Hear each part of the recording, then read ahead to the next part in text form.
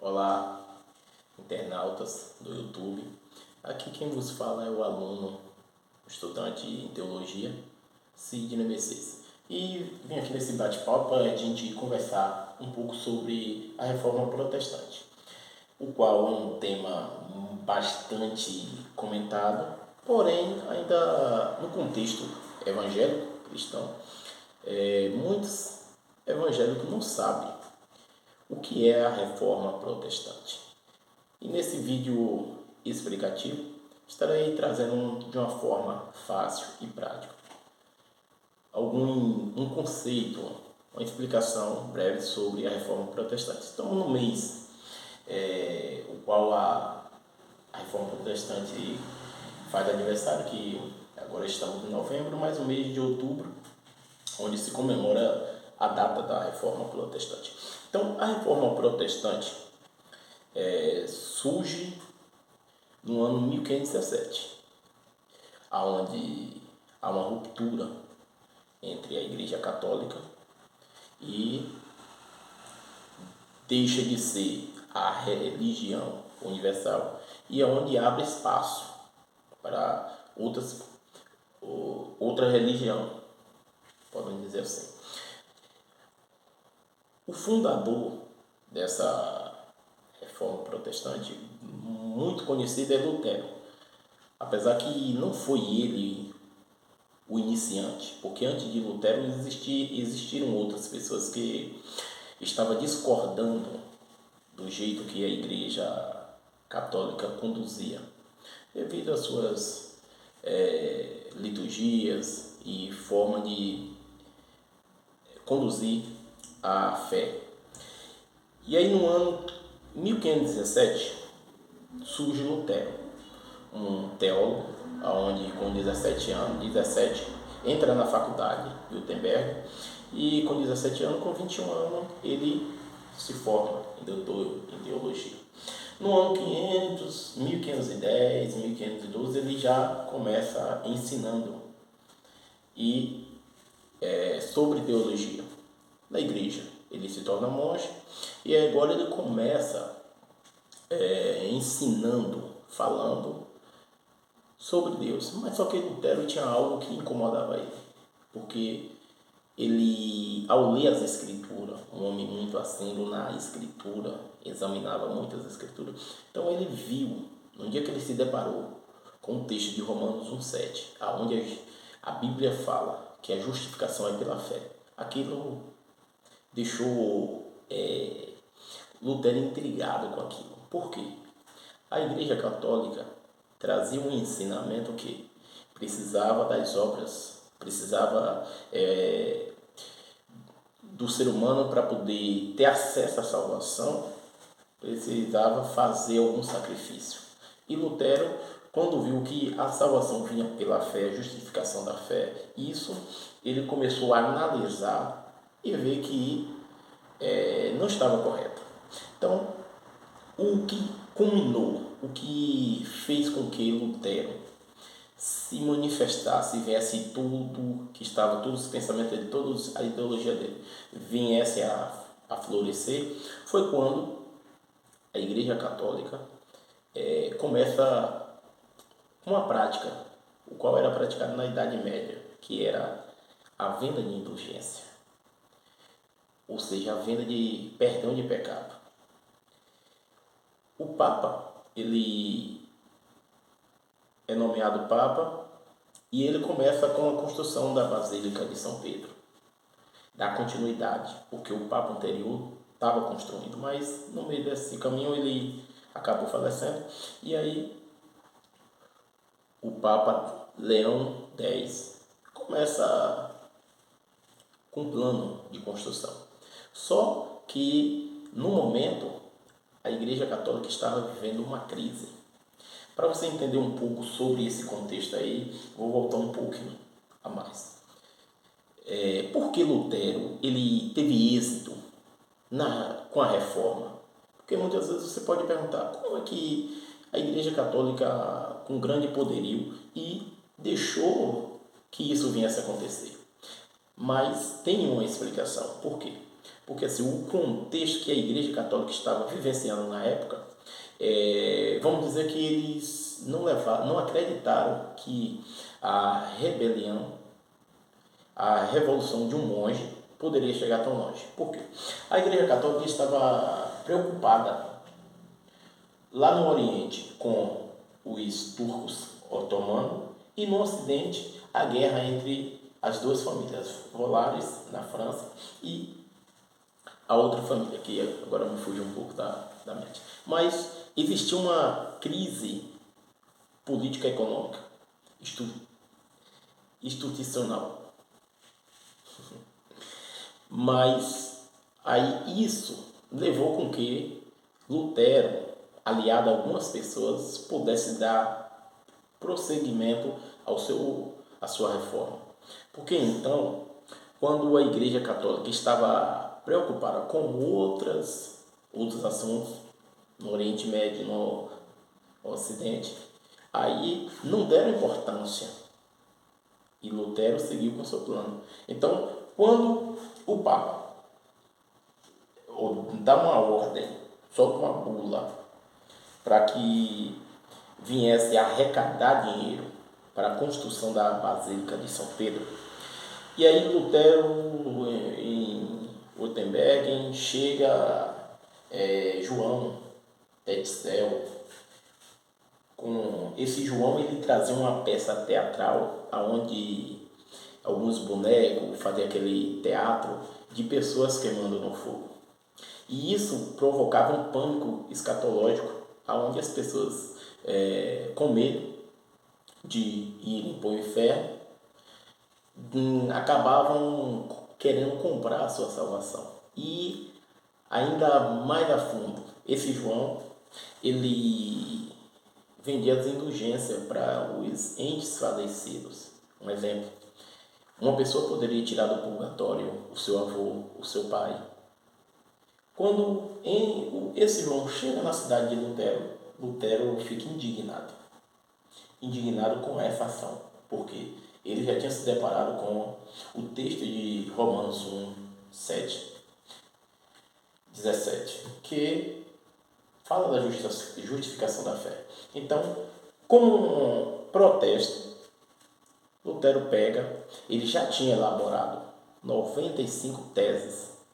E nessas teses, aonde dizia que o Papa não era Deus, o Papa não era não era nenhum mediador. E outra coisa, e ele deixa bem claro acerca da justificação da fé.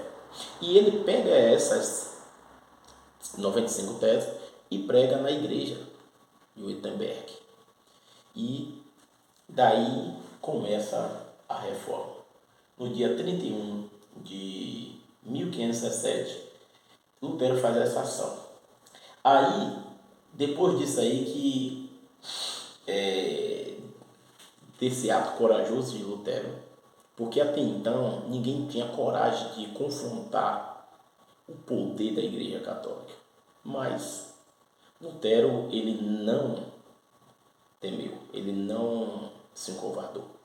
Foi chamado, foi excomungado pela Igreja Católica. Ele também foi protegido pelo monarca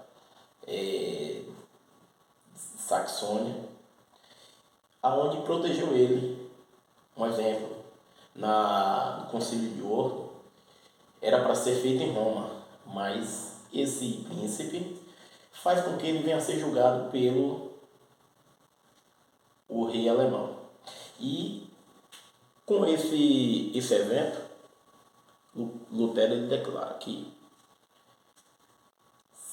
ele só poderia revogar as 95 teses dele, o pensamento dele, se a Escritura provasse o contrário. Mas sustentou. E tem uma frase muito importante nesse evento que ele diz, olha, depois que ele falou tudo, ele disse que Deus me ajude. Então, a reforma, ela surgiu nesse período. A Igreja Católica estava enfrentando uma crise política da instituição, porque antes disso a Igreja Católica ela tinha todo o poder, inclusive no Estado, sobre os reis. E a partir da reforma que começou essa separação de igreja e Estado. Tem outros nomes que são muito importantes na reforma. Um exemplo é Calvino. Calvino foi um homem muito importante na reforma. Por quê? Calvino surge, Lutero, assim como Lutero é importante, Calvino teve outros, mas eu vou me limitar só nesses dois. Calvino, digamos que Lutero ele dá início e Calvino ele organiza. Tanto que o sociólogo Max Weber, ele diz que em uma pesquisa dele do ano de 1904 e aí 1906, onde ele dá uma introdução ao capitalismo, ele fala que o capitalismo tem uma ligação com o protestantismo de Calvino, calvinista. Por quê? Calvino ele organizou o movimento protestantismo. Calvino um homem extremamente brilhante, aonde ele pegou analisando a ideologia de Lutero, aí agora, porque Lutero foi um revolucionista, mas a intenção de Lutero não era fundar uma nova igreja, não. Lutero só queria que a igreja reconhecesse que estava errada na venda de indulgência e que o Papa não era Deus, no popular, né? Já João Calvino não. João Calvino ele se preocupa em organizar esse pensamento, essa ideologia, trazendo, como Hebe fala, que a ética protestante, Calvino cria uma organização no protestantismo. E essa organização de ética, onde o homem começa a ser orientado através da palavra de Deus, que é a Bíblia. E aí o homem começa a aprender a ter compromisso no trabalho, ter questão na economia. Um fator muito importante que, um exemplo, na fundação dos Estados Unidos, os puritanos, eles tinham essa ideia, porque hoje a gente vê os Estados Unidos uma potência, porque a base foi protestante. Então, Calvino ele trouxe essa mentalidade de organização, tanto na vida secular como na vida espiritual. Então, Lutero ele deu início, Calvino organizou. Então, hoje a gente vê consequências devido ao protestantismo. Por quê? Através do protestantismo, muitos horizontes foram abertos. Por quê? Antes disso, a humanidade estava presa à ordem, o ensinamento da Igreja Católica. E com o protestantismo, abre horizontes onde o homem passa a ter conhecimento. Por quê? Uma das coisas importantes de Lutero foi a leitura da Bíblia. Lutero ele se preocupou em todo mundo conhecer a Bíblia, tanto que ele traduz a Bíblia para o alemão, facilitando, que antes era só no latim, ninguém tinha acesso. E a partir que ele, com a tradução em alemão, todos começaram a ter acesso à lei. E nesse acesso à leitura, não se lia só a Bíblia. Então, começaram a ler livros, começaram a estudar outras coisas fora da religião. Então, um livro ele tem a capacidade de abrir a mente de uma pessoa, um bom livro. Então, a sociedade começou a ler, começou a obter conhecimento. E o conhecimento liberta. O conhecimento muda a mentalidade. Então, essa é a consequência maravilhosa que o protestantismo teve. Porque pessoas leigas começaram a ter acesso à leitura. E aí a gente vai ver o protestantismo, ele uma influência no Brasil mesmo muito grande na área da educação. Um exemplo, os Batista, eles fundaram escolas, contribuíram porque a partir que eles vieram evangelizar, em vez de só entregar o folheto, mas entregar o folheto ninguém sabia ler, então eles começaram a ter a ideia de fundar a escola e ensinar. Também que a Igreja Católica investiu também nessa área porque ela abriu escolas. Mas o protestantismo, ele atuou nessa área da educação, da organização familiar, onde o homem ele começou a ter compromisso, organização, tanto financeira como no trabalho. Em todas as áreas o homem começou a ter uma organização, uma preocupação. Então, hoje a gente vê muitas pessoas até mesmo não sabem a verdadeira história do protestantismo. Alguns não se preocupam, né?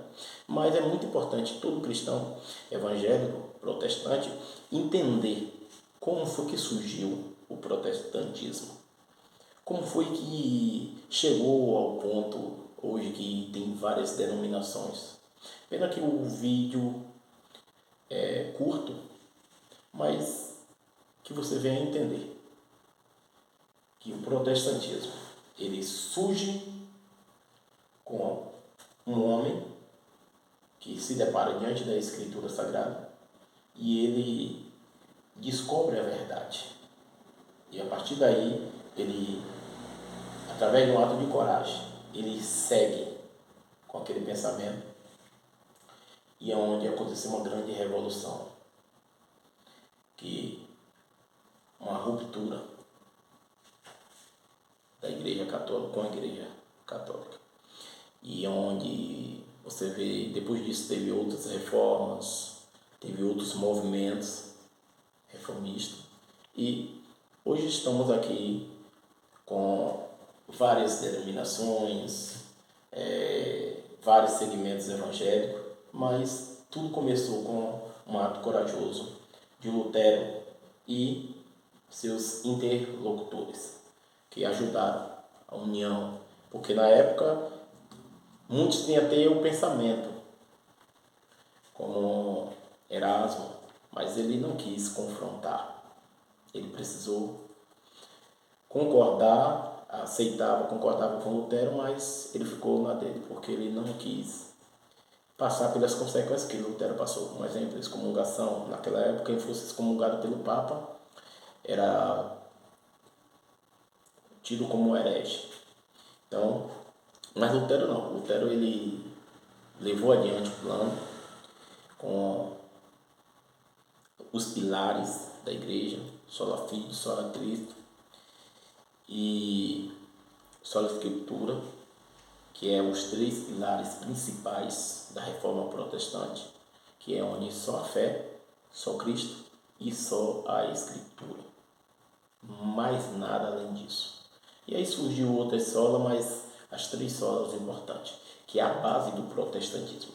Hoje muitas igrejas se denominam evangélicas, mas protestantes, mas não são protestantes. Por quê? Já fugiram desses pilares. Então, o pilar do protestantismo é só fé, só a Escritura e só a Cristo. Que você possa entender essa explicação, breve explicação, e logo mais estaremos com mais vídeos para que a gente venha falando mais acerca da história do cristianismo no mundo e no Brasil também. Uma ótima noite, que Deus e Cristo continue abençoando todos.